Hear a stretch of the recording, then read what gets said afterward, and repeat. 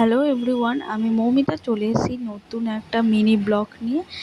দেখো, আর যেহেতু বৃহস্পতিবার ছিল তো আর সামনেই যেহেতু পুজো, তাই আমি চলে গিয়েছিলাম পার্লারে নিজেকে নতুন একটা লুক দিতে।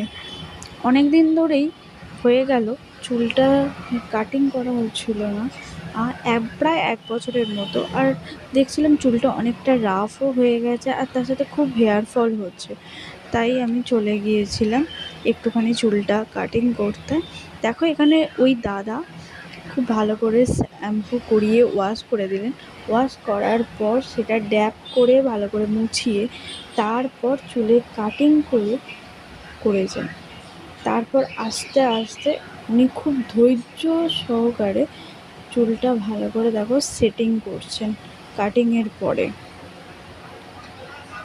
দেখো, আমার তো বেশ ভালো লাগছে। তো দেখো আমার ফাইনালি লুকটা কেমন লাগছে তোমাদের, আমাকে অবশ্যই জানিও। আর কেউ যদি আসতে চাও সেটাও বলো, আমি ঠিকানা দিয়ে দেবো।